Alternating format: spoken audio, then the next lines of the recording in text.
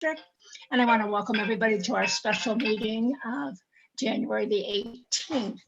I hope everybody had a great holiday or holidays, and it seems like it's just a faded memory with everything that's been going on in our district and in our country. But with that, I'll leave it to our clerk to call the roll. Director McGarry? Here. Director Shamblin? Here. Director King? Here. Director Brown? Here. And Director Wong? And I'm here also. There's very little on our agenda. In fact, the only one item is our fiscal year 2020 audit that Moss Adams is going to present to us. And we have Kate Jackson and Brian Connor who are going to do the audit for us. So Kate, if you want to go ahead and take over. Perfect. And I'm hoping that everybody can see the screen that I'm sharing, which has our presentation. We can. I yes. can. Yes. Okay, good. Perfect. So we'll go ahead and get started. Hopefully I'm this will sorry, move. if I can through the chair, this is David Ruderman. Don't mean to interrupt, but I did want to break in because I do think it's important that Director King provide just a recusal related to this item. I understand that it's just the it's the review and approval of the audited financials, and there's no contracted issue here with Moss Adams, but I do think it's important under the Political Reform Act to for Director King to recuse himself from this item. He can turn off his video and mute himself, and that would be sufficient. And that's related to his former employment with Moss Adams and an ongoing very minor stipend that he receives. So can I listen without a video, or can I type up my questions and send them to somebody? Yes, you can turn off your video and you can listen. Okay. If you have questions, then those would have to be directed through the public or another individual who could ask them. Okay, so I'll type those up and send them. you could send it to a staff member and perhaps they could ask the question. Okay, I'll send them to Martina, and I'll just turn off the video and just listen. Thank you. All right, thanks. Thanks, David, for bringing that up. Because it wasn't a contract, I didn't really think of it as needing to have him recuse himself. But thank you again for pointing that out. It's a close call, but I think it's important for for optic reasons and transparency. I mean, he does receive a minor amount of money from Moss Adams, and unfortunately, that's sufficient under the Political Reform Act to require the recusal. But the district has full power to continue with this item and to take action as necessary. Sure. Okay. And then Kate, if you want to go ahead and take over again. Perfect. Thank you. So the slide that we have here, the only thing that I would really point out is that we did conduct our audit with the objectivity and independence that you would expect. And we did receive the full support and assistance of district's personnel. And it's obviously a different year in that we're doing all of this remotely. So there's a lot of coordination that has to happen both on the audit side and also with the management team that we worked with to get everything that we needed to in order to issue this audit. So just wanted to mention that on this slide. So the engagement team is myself, Kate Jackson as the engagement partner. You have also on the line Brian Connor, who serves as the concurring partner or quality control reviewer. And then Justin Gomes, who's not on the line, is the manager on the engagement and does a lot of the heavy lifting in the field or during the audit engagement. So the agenda for today is to go through the auditor opinions and reports. In addition, we are required to go through some communications with those charged with governance, which is all of you. And then we have some financial highlights. And finally, healthcare industry focus. We won't cover that in any great detail, but it's there for your information. So with that, I'll just move forward to the scope of services. So we were engaged to perform the following services for Tahoe Forest Hospital District, which was to audit the combined financial statement for the year ended June 30, 2020. In addition, kind of going back to that first slide that I mentioned, our independence, we do perform a few additional non-attest services for the district, which we do assist in drafting the financial statements. We also assist in the preparation of tax returns, and we did provide some additional guidance this year related to the federal funding programs received that were included in the CARES Act. So just wanted to call those items to your attention, but they do not impair our independence. Moving forward to slide 7, the auditor report on the financial statements. So I'm happy to report that we are planning to issue an unmodified opinion on the financial statements, which is the highest level of assurance that we can provide, and that the financial statements are fairly presented in accordance with US GAAP. So that's the first bit of great news. Moving forward to our responsibility on slide 9. We do talk about this every year, but I just want to reiterate that our responsibility really is to express the opinion on whether the combined financial statements prepared by management with your oversight are presented fairly in all material respects. But it does not, our audit does not relieve you or management of your responsibilities related to the financial statements. In addition, we are required to perform an audit in accordance with generally accepted auditing standards issued by the AICPA. And the only other thing I would note here is that our audit is really designed to obtain reasonable, not absolute assurance that the financial statements are free of material misstatement. And what that means is that we don't test 100% of all transactions. We do utilize sampling techniques. In addition, we are required to consider internal control over financial reporting as a basis for designing our audit procedures, but we do not opine on internal controls. And finally, our responsibility is to communicate findings that in our judgment would be relevant to your responsibilities in overseeing the financial reporting process, but we are not required to design procedures specifically for the purpose of identifying other matters to communicate to you all. Any questions so far? No. Okay. I take, if I may, Dale Chamlin, do many of your hospital clients have you perform an internal controls audit in addition to what you do? Is that common? No. Common. No, it is not. The only requirement for opining on internal controls is for SEC registrants. So that's the only type of organization that has that. And why that is the case is that it's very involved. It's very extremely detailed and very expensive to undertake. But I do want to reiterate that we do look at internal controls. So we have to gain an understanding and make sure that they're operating effectively. And then if we were to note anything that warrants your attention related to controls, we would also communicate that to you. Okay, thank you. Yeah, so I don't want you to think that we don't look at controls, and we definitely use it as a way to reduce some of our substantive audit procedures if we can rely on those controls. So one of the sections that we test controls is revenue, because it's able, if we do test revenue controls, we're able to reduce the amount of work we have to do substantively. It's a great question though, Dale. So moving on to slide 10. So I'm going to go through these really quickly. They're covered in greater detail in the letter that you should have been provided that accompanied the audit. But the plan, scope, and timing of the audit was delayed a little bit, and I want to just let you know the reason for that. The reason for the delay was the provider relief funding that was received by the organization. When we first started the audit, we were under the impression that we were going to have to do what's called a single audit, which is compliance with the federal requirements that the government requires you to adhere to when you receive federal funding.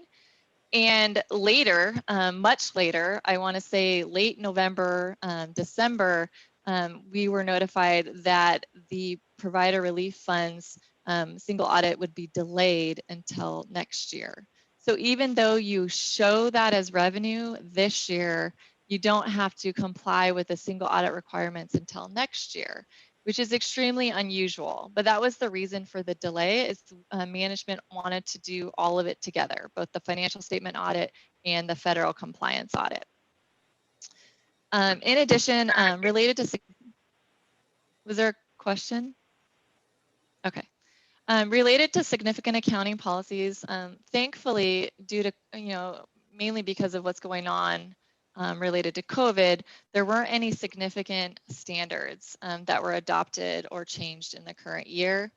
So nothing really specific to note there.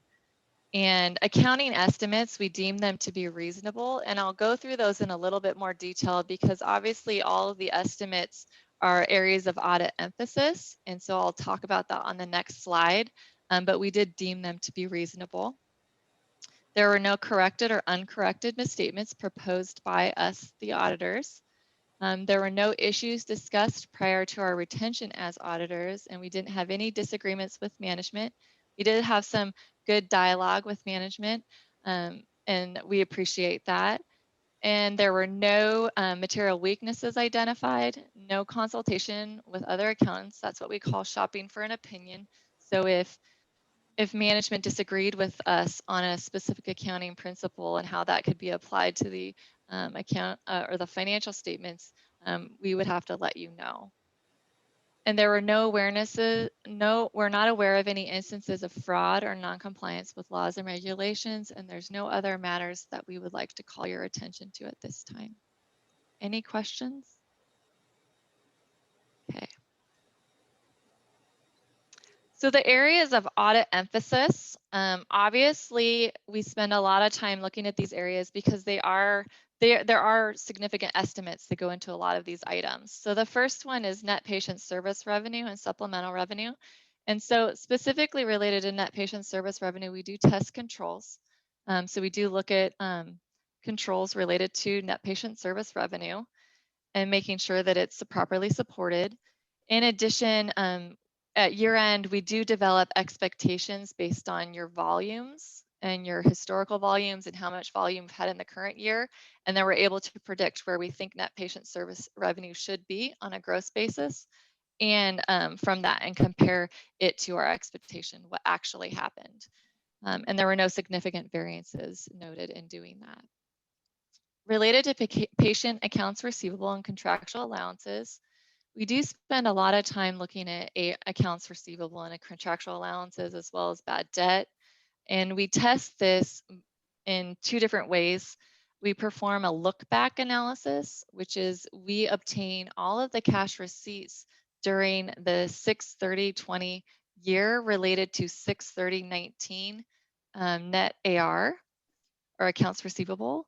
And because honestly, cash is king. And so we want to see that the cash that you received, that net patient AR is consistent with that cash that you received. And that means that management's doing a good job of estimating their contractual adjustments, as well as any bad debt, not being able to collect that AR.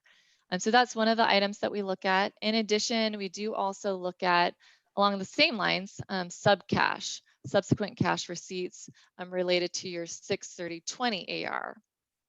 Accounts receivable. Sorry, I talk in acronyms, so if there's anything that's confusing, please stop me. So we do look at cash receipts that you receive in fiscal 2021 related to your AR as of 6/30/2020. In the event, we also use, so we got a lot of months subsequent to year end in order to test this. And so we're able to see how much cash you received and how that relates to ultimately what you've disclosed related to your net patient AR. So that's how we test patient accounts receivable and contractual allowances. Moving on to assets limited as to use. This is your investments, and this we do confirm. And most of the investments are in LAIF or money market, so valuation is not a significant risk, but we do confirm those balances with the custodians. For long-term debt, capital lease obligations, and covenant compliance, again, we confirm the debt balances. We test any new debt, and we obtain agreements related to that new debt. And then in addition, we test covenant compliance. So we look at those agreements and ensure that the district is in compliance with all covenants. For self-insured risk, this is really your professional liability and also your workers' comp liability. We do look at the assumptions that are used by a third party to develop those balances. And then for workers' comp, it's also based on historical claims experience. So we look at the historical claims experience during the year and previous years, as well as subsequent to the year. Finally, third-party settlements. We do obtain a roll forward from management on any changes in third-party settlements, whether it be additions or deletions. And we obtain the tentative settlements related to those, or we also tie any additions to your cost reports.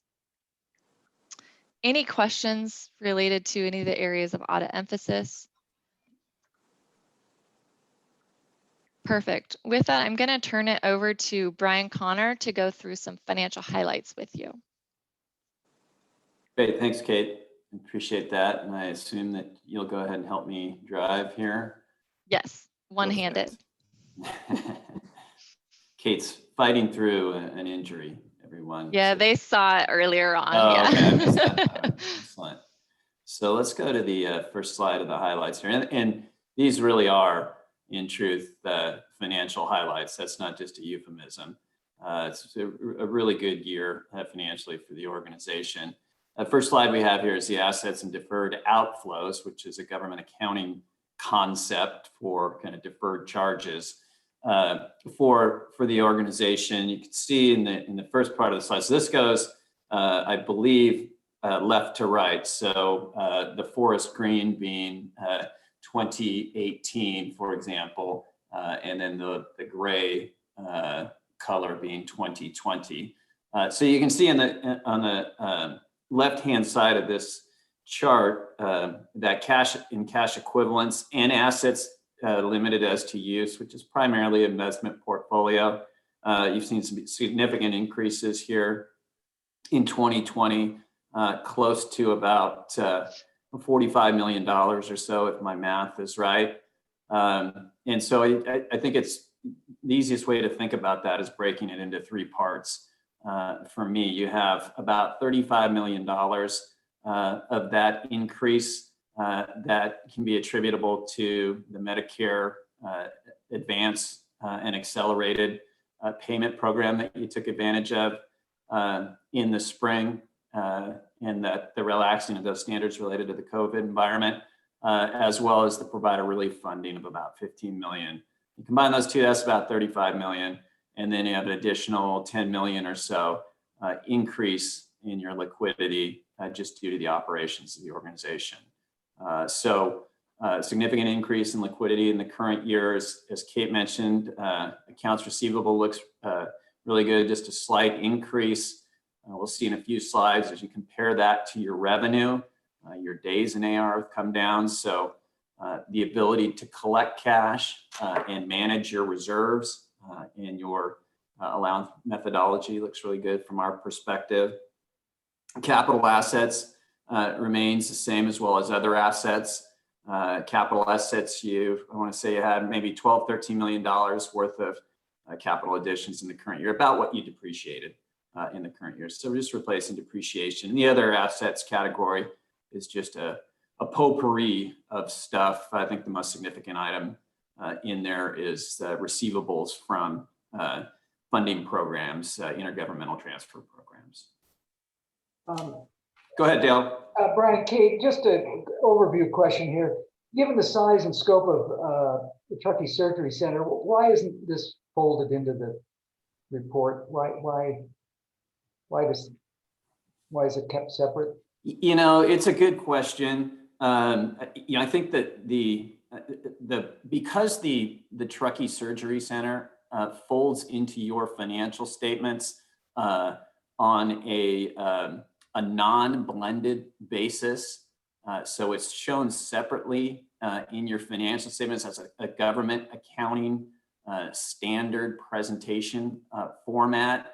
It's just a little bit easier to compile the information because you're not dealing with a blended, consolidated presentation.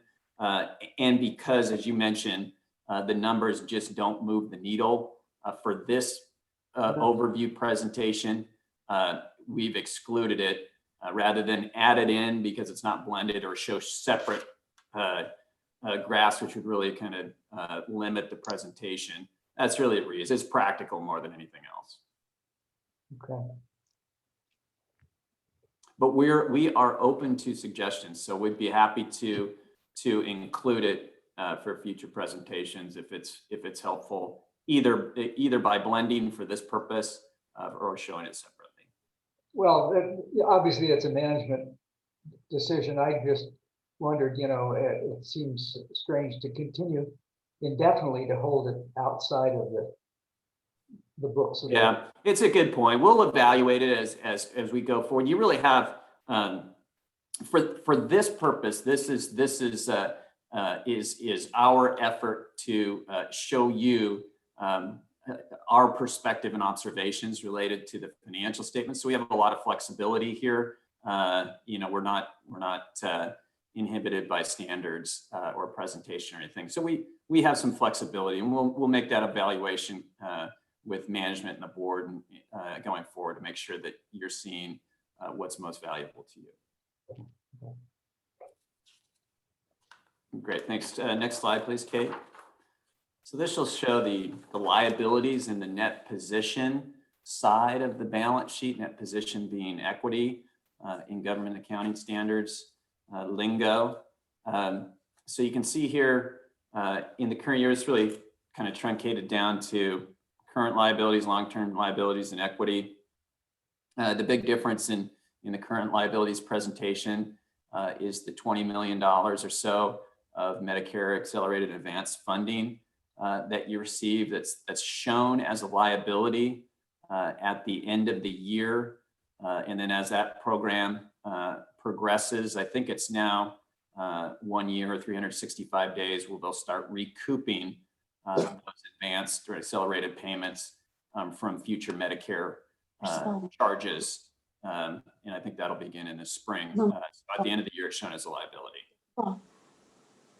Where's the ball?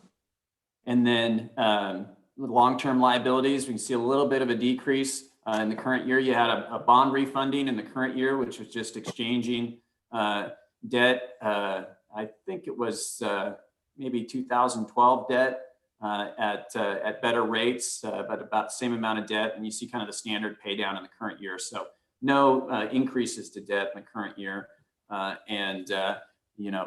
Payments in relation to the agreements and standard payment terms there, and a significant increase in equity in the current year. And that's when we talk about highlights. A very good year for the organization financially in a very challenging environment. Next slide, please. And as Dale demonstrated, any questions, just go ahead and jump in and shout out. This is a pie chart comparison of your operating expenses year to year. So on the right-hand side of the slide, we have 2019, and on the left-hand side, we have 2020. Significant increase in expenses in the current year. I failed to mention earlier too, by the way, that your financial statements, because they're done under GASB format, provide a management discussion and analysis section that your management team puts together for the readers of the financial statement at the beginning of that presentation. And there's a lot of great information in there on changes to financial statement numbers and why certain balances changed and financial trending, et cetera, related to what's going on behind the numbers. So I encourage you to take a look at that. But an increase in expenses just due to increase in volume and activity in the current year, particularly on the outpatient side.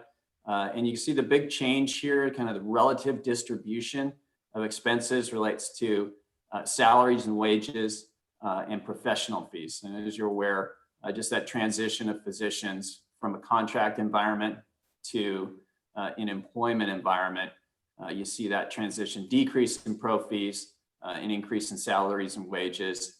And again, salaries and wages were up just based on merit and market adjustments, as well as some of the bonus and incentive programs that your employees are able to take advantage of in the current year.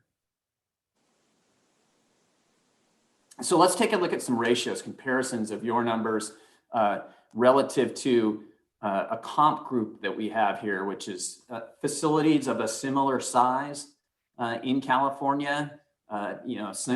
Similar in many ways. The case mix and payer mix may or may not be resort facilities, resort town facilities. But this first slide is days cash on hand. How many days of operating expenses could you fund with the cash and investment reserves that you have as of the end of the year? So you can see a significant increase in 2020, which is a good thing. A lot of that is due to the alternative COVID funding that we talked about earlier, but some of it's funded by operations. The comp group's kind of all over the map here, also depending on how they chose to participate in some of the CARES Act and other relief programs that are out there. But from an absolute value perspective, 266 days is a great number for the organization. If we were showing you, kind of ratings benchmark medians, this would be in the A-rated category. It's a really strong number here in the mid 200s. Next slide, Kate. Excuse me, how do you find those comps, and on what basis do you compare? Yeah, so the comps that we're showing are data that is available publicly through posted financial information or from OSHPD reports, et cetera. So we pull that down from public information. And a lot of times, these organizations that we might consider peers would be available on EMA, as they're filing their financial statements through that electronic municipal market. So we pull it that way. The medians that I was mentioning are posted by rating agencies. So Moody's and Standard & Poor's and Fitch. We usually use Moody's.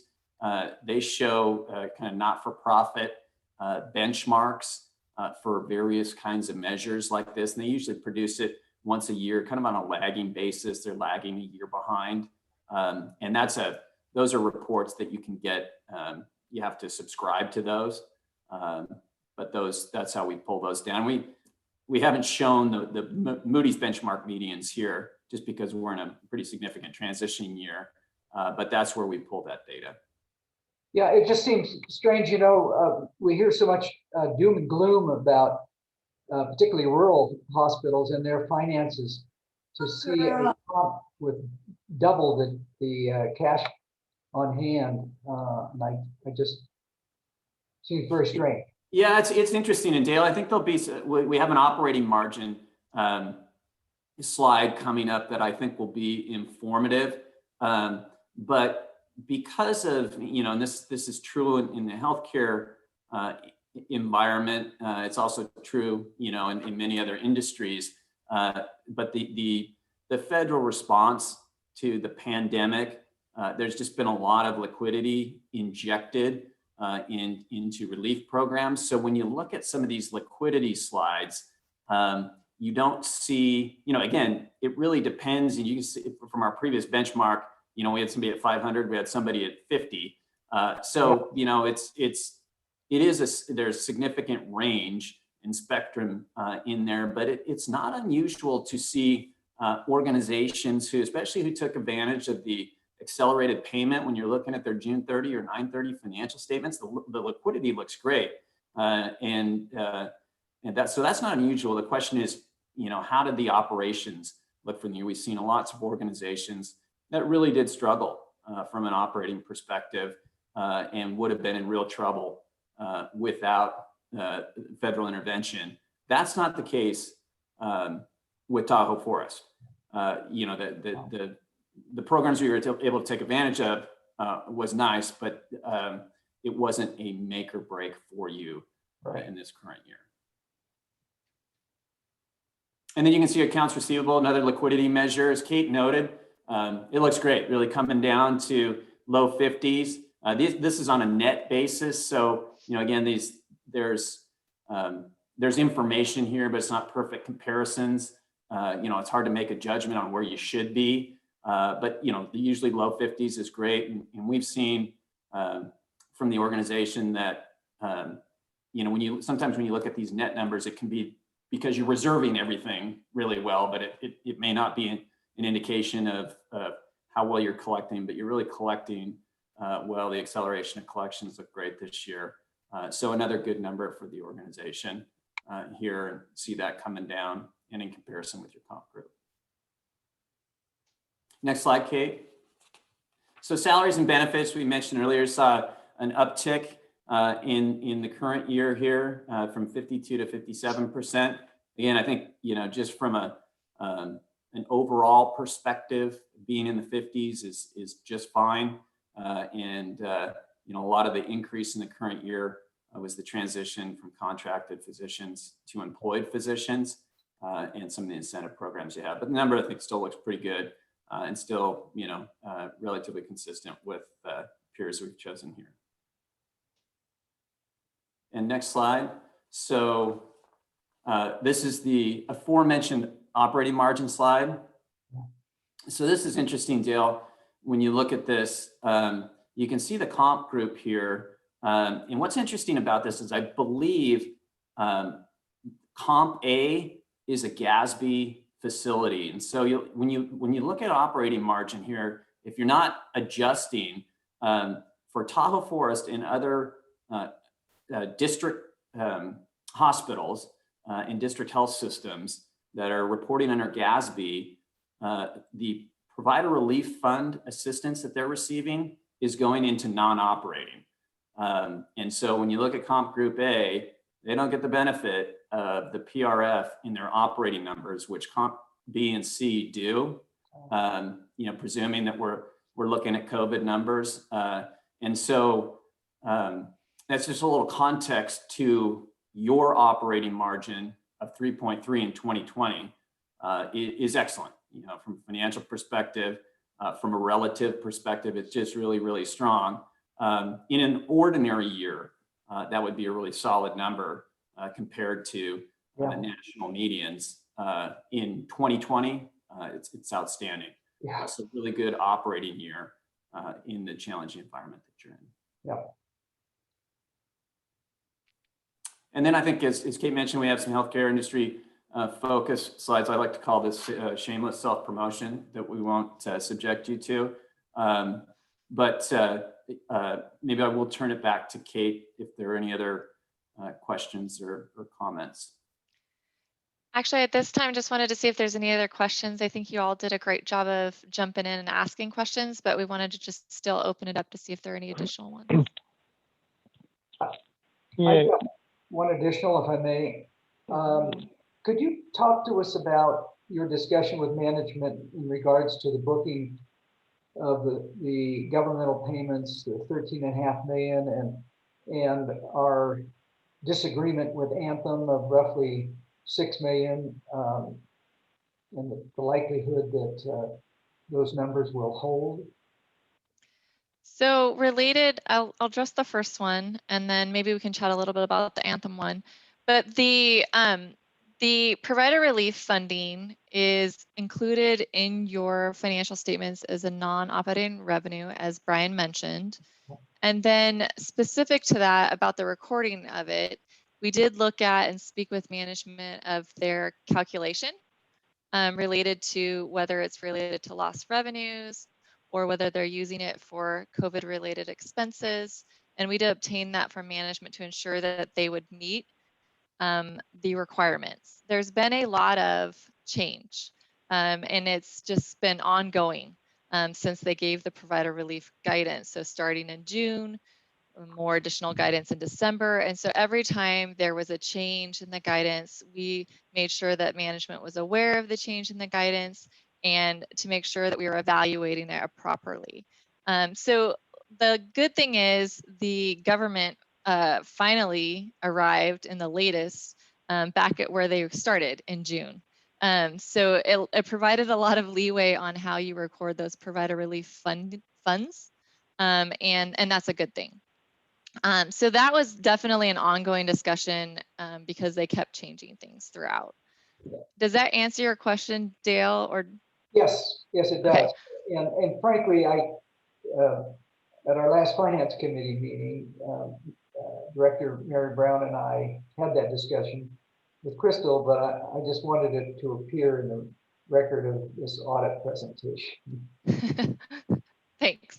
And then what was the question related to Anthem? Anthem, we have a dispute with Anthem about a supposed overpayment, roughly $6 million, I think, and how you're booking that, how you feel about the likelihood that our position will hold up. So on that, we have to definitely rely on attorneys, and they have to tell us, and what it is really is probable and estimable. So it's obviously estimable, but it also has to come down to a probability. And so that's somewhat of a judgment call. And so that's typically the discussion that goes on with management in whether or not it's appropriate to book it or not. Yeah. Is that the question, Dale? Any other questions? I just wondered what your participation was, if you review what the attorneys say and. Yes. Yeah. Okay. Yeah. And then in addition to that, I mean, we do we review what the attorneys say. And then in addition to that, we have pretty good discussion with management, and they're very forthcoming. You have a very conservative management team. So I think there was a lot of good dialogue related to that and what's appropriate under the accounting standards. Great, thank you. Do you have any other questions? Yeah, so this is Michael McGarry. General question, we talked about a lot of the Medicare advance payments. Does that come back and present a negative against next year? Can you help me understand that? How? So yeah, so it would be a liability currently. So it would basically be a repayment or a recoupment from your Medicare payments going forward. So it's not necessarily an operational impact, if I'm understanding the question correctly, but it would be a cash flow impact. Understood. Okay. Is that correct, Brian? Or maybe you can jump in and shed more light. Yeah, no, I think you said that perfectly, Kate. So you get these advance payments, which is essentially an advance payment for future Medicare or services provided to Medicare patients. So you record that as a liability as of June 30th, 2020, and then Medicare will start recouping that from future bills beginning probably, I think it's in April of 2021. And so when they withhold that money from bills that you submit in the spring and summer of 2021, you'll take that liability that you have and recognize that down in revenue so that your revenue recognition will be consistent and match when you're providing services to those Medicare patients. So it shouldn't have an impact, and certainly not a negative impact, on your 2021 revenues, but it is just a cash flow acceleration. So you'll have the cash now and you won't be getting it later. And then if I could add, this is Crystal, when they, as of right now, when they start doing that withhold of future Medicare payments, it won't be 100%. So say we were supposed to get a check for $100,000 from Medicare on those accounts. They're not going to hold $100,000 of that payment to go against the accelerated payments. As of now, I think it's 25% that they'll be withholding, and we'll receive 75% in cash. So it's not like our Medicare cash will completely dry up. That will occur for a year. And then after a year, the percentage changes for another 6 months. And then at the end of that 6 months, if you have not repaid the full amount that you received in Medicare accelerated payments, then basically you're writing a check for the remaining balance. That is how the program's currently set up. Do they charge any interest on those prepayments? So they will be charging interest. I'm trying to remember when that starts. There's an actual start place for when they start charging interest. At one point, it was over 10% that they were talking about charging in interest. But I do know there was legislation trying to bring that down to a more reasonable interest rate percentage. And honestly, Dale, I don't know if that is currently in place or if we're still at the 10%. I'd have to go look and see what the current setup of that is, unless Kate, you might know. Yeah, Crystal, I think you're right. They did bring the interest rate down pretty significantly. So it's a reasonable interest rate. And the interest really doesn't begin until you hit that threshold that Crystal talks about, where they're not withholding any longer and you have to actually repay advances that have not been repaid through withhold. So it's really, for quite some time, it's a no interest loan, which makes it enticing. Okay. That all makes sense. Perhaps the origin of my question is it's probably more based on the optics and perception of having a really great year financially in the context of a global pandemic, and again, it's really perception. I mean, there's so many industries where having a great year is a really cool thing. Healthcare is a little weird, especially a community health system where, to go out and say, wow, that was an incredible year. We made so much money, when businesses are closing down and, people are really feeling the pain of the pandemic. So I'm trying to understand how those optics work out. We also are in an environment where many people in the local community feel that the healthcare costs here are too high, right? So I'm trying to understand how to navigate the optics around that.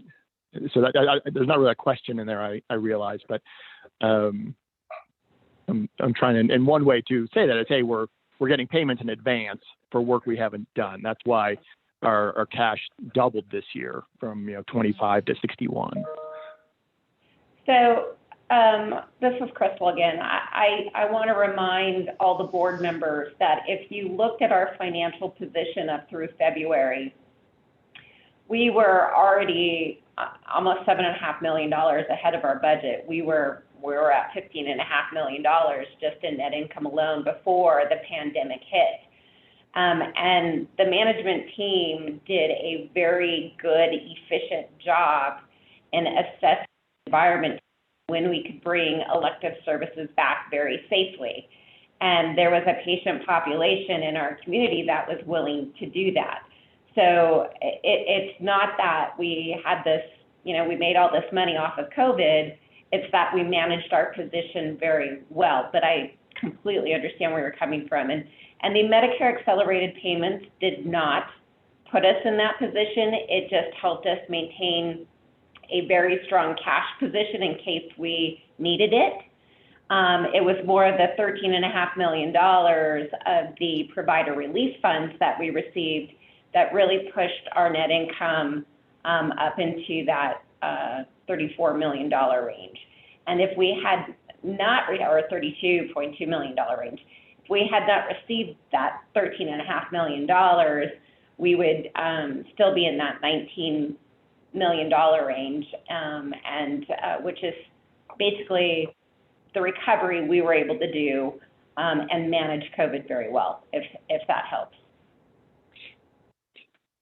Yeah, it absolutely does, Crystal. And one, thanks for the clarification. And two, I guess what I'm just wrestling with, and I'll shut up because it's more, I'm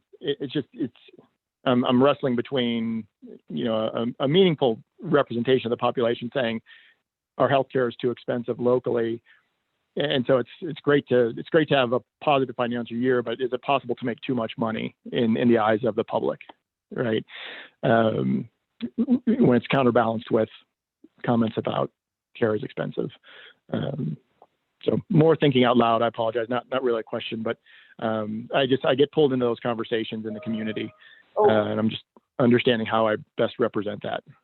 Michael, absolutely. Let me tell you, when I campaigned years ago, as Crystal knows, we dug out those numbers to compare ourselves with other local hospitals and found that while, yeah, our prices are outrageous, all prices are, we were in the 34th percentile compared to other California local hospitals. When we added in the Reno hospitals, we dropped to the 27th percentile. And as Harry has pointed out, our discharge charges are far less. In fact, as Harry said at one time, disturbingly too low. So maybe for some future meeting, Harry and Crystal, we could review those numbers once again, because I do get asked those questions in the Squaw Valley locker room and in the grocery store checkout line, and it would be nice to be armed with some relevant information. We have fallen more behind California statewide averages today than we were back in 2015.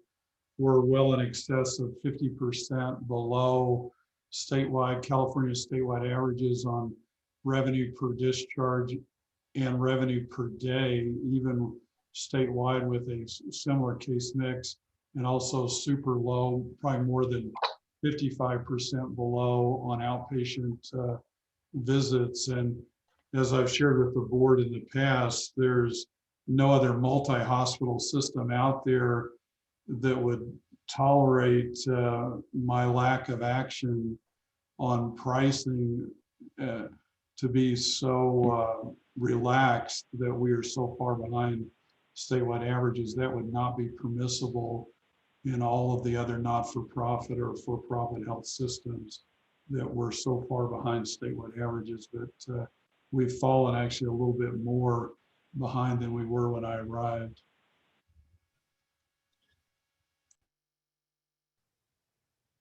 So Kate or Brian, do you want to go on from there?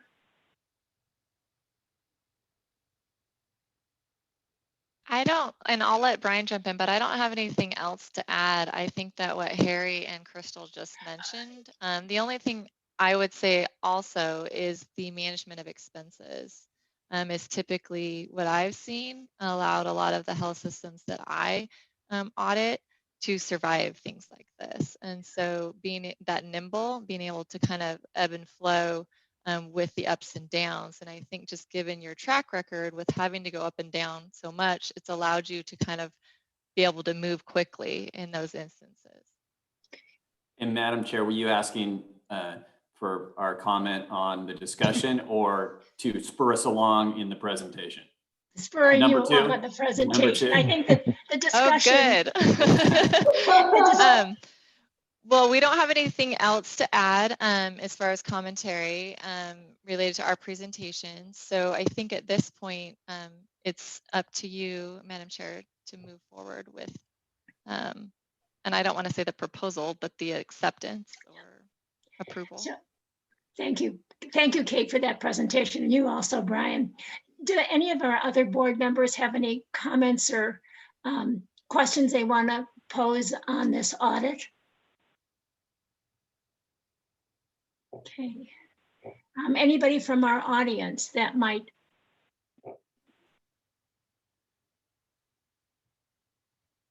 Okay, I see and hear none. And again, Kate, thank you. And thank you, Brian, for doing the presentation and also having the information available for us to review. And I think it does open some questions for our board members who may not have heard some of our issues with pricing and increases in certain items in our charge master, et cetera. But the point now is if I could have a motion to accept the fiscal year 2020 audit financial statement as presented. So moved. Dale. Okay, so it's been moved by Director Shamblin. Can I have a second? I'll second it. This is Mary. Okay, I have a second by Mary. Martina, will you do a roll call vote, please? Sure. Director McGarry. Aye. Director Shamblin. Aye. Director Brown. Aye. And Director Wong. Aye. And thank you again, Kate and Brian, for your presentation, and the audit has been accepted as presented. Thank you. And I just want to thank Crystal and her team again. They were a pleasure to work with, and we appreciate them getting us everything we needed. And I also wanted to let the board know that it's usually the treasurer and the chair of the board that meet with the auditors when they do their annual audit. We met with them, I think around the COVID time when the CARE Act changes were occurring. So that again, we talk to them separately just to validate and verify the information that they have and know that they are doing it under specific guidelines and regulations according to the audit. So again, thank you. Are there any further announcements from any of our board members? Okay, seeing none, I'm happy to see all the board members again, except Michael, who's on the phone. As I was talking to Harry today, it feels like we've been disconnected. Oh, there you are. We've been disconnected for almost a year now. And so some of us have turned grayer. Some of us have hairs have thinned out a little bit. So it'll be great to see everybody again as soon as this pandemic eases up and we're allowed to gather. Yes. So again, if there's nothing further from the board or any of the audience, then the meeting's adjourned. Thank you. Thank you. Take care. Thank you. Hi, Shawnee.